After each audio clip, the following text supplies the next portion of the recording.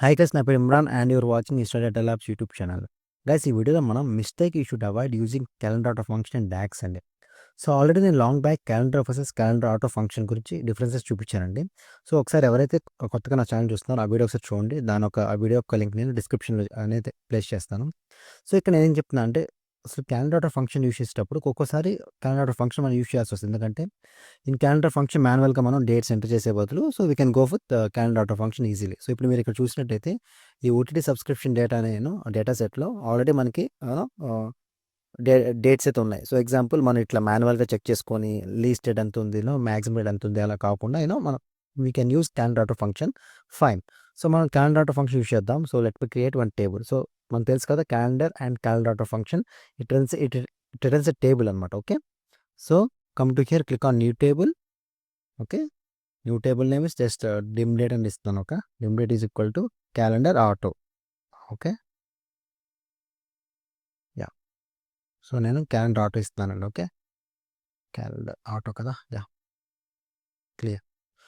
So ఎప్పుడైతే ఇలా calendar auto function ఇచ్చానో automatically it will scan the data model and మనకి మిన్ డేట్ మ్యాక్సిమం డేట్ ఇస్తుంది అనమాట. చూడండి ఒకసారి, మనకి ఈ ఓటీటీ సబ్స్క్రిప్షన్ డేటా సెట్లో minimum date 2018 and maximum date like 2025 దాకా ఉందన్నమాట. ఓకే చూడండి. సో అందుకే మనకి ఈ 9 ఇయర్స్ క్యాలెండర్ అయితే, ఈ 7 ఇయర్స్ క్యాలెండర్ మనకి క్లియర్గా వచ్చేసింది. ఓకే, ఇక్కడ దాకా ఫైన్, బాగానే ఉంది. Okay. So when your model gross automatically this dim date also will gross. Clarity ఉందన్నమాట. ఓకే, మనకైతే ఇక్కడ మన పని ఈజీ అయిపోయింది. ఎందుకంటే మిన్ డేట్, మాక్సిమం డేట్ ఇవన్నీ చెక్ చేసుకోకుండానే మనకి క్లియర్గా ఇచ్చేసింది. బట్ ఇక్కడ ఒక ప్రాబ్లం ఏంటంటే, ఈ మిస్టేక్ మీరు కొంచెం జాగ్రత్తగా గమనించాలి.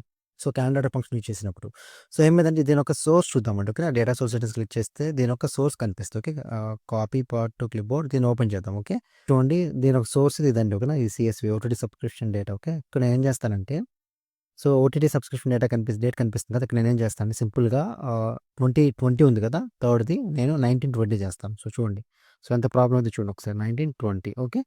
సో ఎంటర్ చేశాను, క్లోజ్ చేశాను. నో, నేను రిఫ్రెష్ చేస్తాను. సో ఇప్పుడు ప్రాబ్లమ్ చూడండి ఏమవుతుందో. Okay, so let me refresh here. So ఇప్పుడు నాకు అట్లా 1920 ఉండటం వల్ల మనకి 1920 నుంచి కంప్లీట్ మనకి 2025 దాకా మనకి క్రియేట్ అయింది. చూడండి డేటా మోడల్. సో చూడండి 1920 నుంచి 1920 నుంచి స్టార్ట్ అవ్వలేక 2020 నుంచి స్టిల్ లైక్ కంప్లీట్‌గా చూసారా 2025 దాకా, అంటే 38,779 రోజు మన లోడ్ అయిపోయింది. చూసారా ఎంత హ్యూజ్ పర్ఫార్మెన్స్ ఇంపాక్ట్ అయితే వస్తుందో. సో అందుకే చాలా కేర్‌ఫుల్‌గా ఉండాలి మనం. When you are using like calendar auto function. ఒక్కోసారి మనం ఏందంటే like transaction date, like sales date, like ఇవి చూసుకోవాలి. Like order date, delivery date ఇవైతే పర్లేదు. సో పొరపాటున కస్టమర్ డేట్ ఆఫ్ బర్త్ ఉందనుకోండి, సో మన దాంట్లో ఓల్డెస్ట్ కస్టమర్ ఉండొచ్చు. లైక్ 1930, 1940 కస్టమర్ ఉండొచ్చు కదా. సో అప్పుడు మరి 1940 నుంచి టిల్ 2025 దాకా మనకు క్లియర్‌గా మొత్తం రోస్ అయితే లోడ్ అయిపోతాయి. మళ్ళీ పర్ఫార్మెన్స్ ఇంపాక్ట్ ఉంటుంది. అందుకే when you are using calendar auto function you should be very careful అండి. చూసారు కదా ఎంత ఇంపాక్ట్ అయితే పడిందో. So you should be very careful when you are using calendar auto function. Check the dates properly అనమాట. So ఏ కాలమ్‌కి map చేస్తున్నాం, అసలు ఏమేమి ఉన్నాయి కాలమ్స్ అనేది మనం చెక్ చేసుకోవాలన్నమాట. ఓకే. సో ఇప్పుడు sales data then you can go for అలాంటప్పుడు కస్టమర్ డేట్ ఆఫ్ బర్త్ ఉంటే గనక then you can go for like calendar function create చేసి మాన్యువల్‌గా డేట్స్ ఎంటర్ చేయడం బెటర్ అండి. ఓకేనా. సో ఇలా క్యాలెండర్ ఆటో ఫంక్షన్ చేయడం వల్ల చూసారు ప్రాబ్లమ్స్ ఎలా అవుతున్నాయో. సో చాలా జాగ్రత్తగా ఉండాలి. సో ఇంటర్వ్యూలో అడుగుతారు. So which one is best, first వాళ్ళు ఏం అడుగుతారు, డిఫరెన్స్ అడుగుతారు. So calendar vs calendar auto మీరు డిఫరెన్స్ చెప్తారు. ఓకే. అండ్ నెక్స్ట్ ఏంటంటే విచ్ వన్ ఈస్ బెటర్ అంటారు. సో క్యాలెండర్ ఆటో బెటర్ అని చెప్తే అందరూ ఏం చెప్తారంటే క్యాలెండర్ ఆటో బెటర్ అంటారు. సో ఎందుకంటే ఆటోమేటిక్‌గా మోడల్ స్కాన్ చేస్తుంది అండ్ లోడ్ అవుతుంది. అవసరం లాగా అంటారు. బట్ ప్రాబ్లమ్ ఏంటంటే, సో ఇప్పుడు ఎప్పుడైనా మీ చూసారు కదా ఇష్యూ, ఎప్పుడైనా ఇంకో డేట్‌లో కొంచెం చేంజ్ వచ్చినా ఆర్ ఎల్స్ ఏమైనా కస్టమర్ డేటా బర్త్ ఉన్నా గనక ఇంపాక్ట్ అయితే హ్యూజ్‌గా పడుతుందండి. ఓకే, చాలా ఇంపాక్ట్ చూపిస్తది. ఓకేనా. ఇంకా ప్రొడక్షన్‌లో అయితే ఇంకా ఇంపాక్ట్ పడతాయి ఇలాంటివి. ఓకేనా. So make sure avoid this kind of mistakes by using calendar auto. ఓకేనా. Once again thank you for watching the video.